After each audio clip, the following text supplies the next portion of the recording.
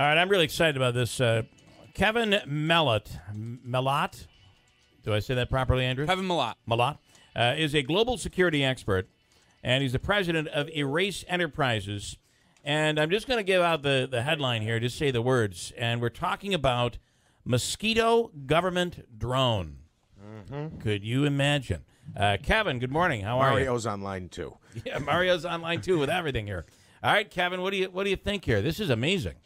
Well, yeah, they call them MAV, M-A-V, which is Micro Air Vehicle. Yeah. And the whole concept is to develop a drone that flies in a natural way. So they're looking at butterfly wings, mosquito wings, that kind of motion that lets something fly does not create an artificial noise. So if you flew one into a room, nobody would be paying attention to the extra noise of a drone because it doesn't sound like a drone, and they're very small. So, it's funny. When you're thinking of drones, we're thinking about a larger vehicle, if you will. Even the small ones are large, but if they get to this size, boy, the intelligence, the eavesdropping, boy, it's pretty scary. Yeah, you got to add the abuse to it too. Yeah, right. I mean, the idea is great in a foreign country where we're hunting a terrorist. This is a great idea. We can get in there, see what it looks like, make sure we know how many bad guys are there, etc. One of the units they're trying to build will actually sample DNA by landing on the skin. It will get a light single-cell skin sample and do DNA analysis. That's all great if you're chasing bad guys out of the country. Yeah. The U.S. would be violating the Constitution, rules of search and seizure, etc. So, what about what about when you're out in the woods? One mosquito is a problem, but a swarm of mosquitoes, or a swarm, better forget mosquitoes, bees. A swarm of bees chasing you can really cause damage. What about a swarm of these drones, tiny little drones?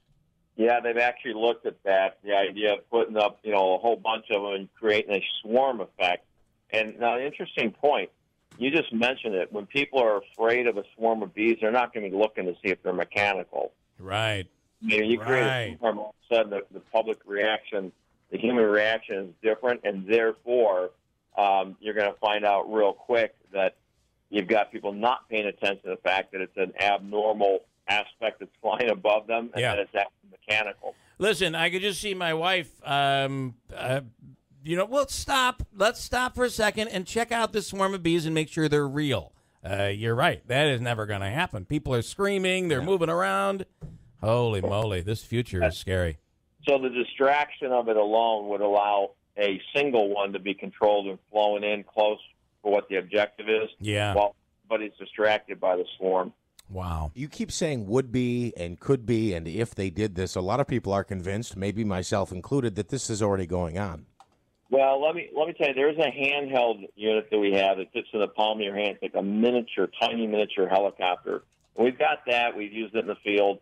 That works great. The issue with the MAVs is they're trying to, the typical human concept, you design something and they want 55 options to it.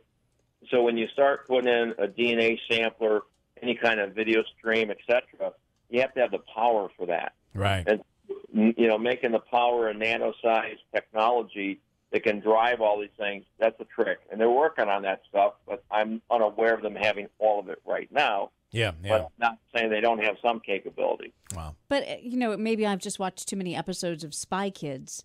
But, certainly there's the technology to take a needle or something and insert it into one of these drones and have it crash into, someone and inject them with some lethal.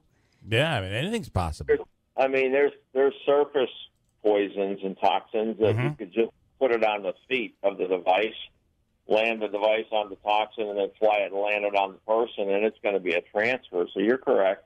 I don't think that's too science fiction at all. It could be done. And this kind of device could give you multiple doses over a period of several nights when you're sleeping. So, yeah, there's a lot of nefarious purposes for it as well. Any technology we have, in the old days, a firearm was used to hunt and feed the family, and someone can use the same technology to commit a crime. Yeah. So any technology we have can be used inappropriately. And this one, I think the big concern is a lot of people don't trust our government because of all the crazy stuff in the last few years. Sure. The IRS stuff, the Benghazi issue. There's a lot of bad things happening in government. So now we're like, should we give them another technology? Well, even though it could save lives in our response teams and our terrorism operations, it could be used in an inappropriate fashion. And right about now, I think everybody looks at the government like they would do it. Yeah, we're all pretty nervous about that Big Brother thing. I got to tell you right now, Kevin, I'm looking for investors as I begin my new business. It's called Micro Air Vehicle Defense. And to me, we better get started on that really, really quickly. Well, let me give you a heads up. It's called electromagnetic pulse weapon. Okay. Yeah. Well, there you go. You fire one of those off, and there'll be nothing flying. So. Nothing flying. Wow. Unbelievable. Kevin Mellot, thanks for your time. I appreciate it. All right. Thank you. All right. Got a break here. Hold tight. We're coming right back. It's First News, Keeler in the morning on WIBX.